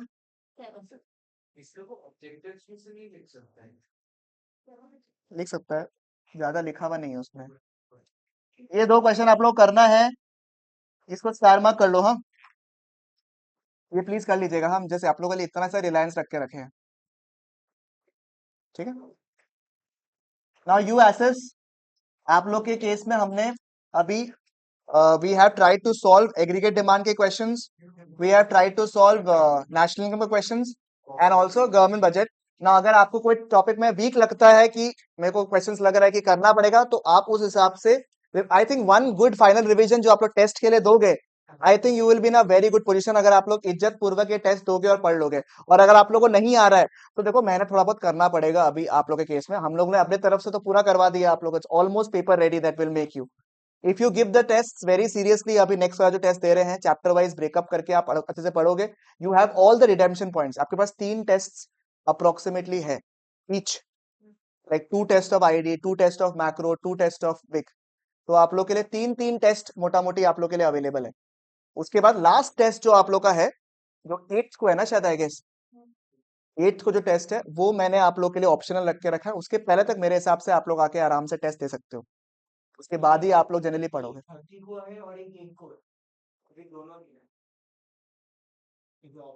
Just a minute जरा,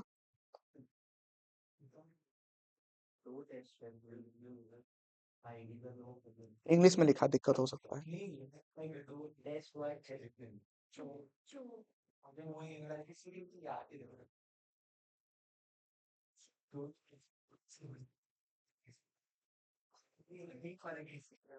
एक टेस्ट है आपका 30 जैन को, जो कि है फर्स्ट टेस्ट आईआईटी का, 40 से 50 मार्क का होगा फुल टेस्ट। फिर 1 फेब को एक दिन का गैप है, फिर एक दिन का वापस गैप है, आपका मैक्रो का टेस्ट है। 5th को मैक्रो का टेस्ट है, 7th को मैक्रो का टेस्ट है। तो 7 तक तो मैं बोलूंगा देना चाहिए आप लोग को, क्योंकि फुल लेंथ टेस्ट आप लोग का एक भी नहीं हुआ 80 मार्क का। और 8 तारीख को आपका ऑप्शनल है, ठीक है। 5th 7th और 9th होना चाहिए था, 8th लिख दिया भूल से। 8th का आप लोग अपने हिसाब से देख लीजिएगा, मैं पेपर भेज दूंगा। अगर आप लोग को मन है देने का, दीजिएगा, बहुत ही अच्छी बात है। नहीं दे पाए तो कोई दिक्कत की बात नहीं है।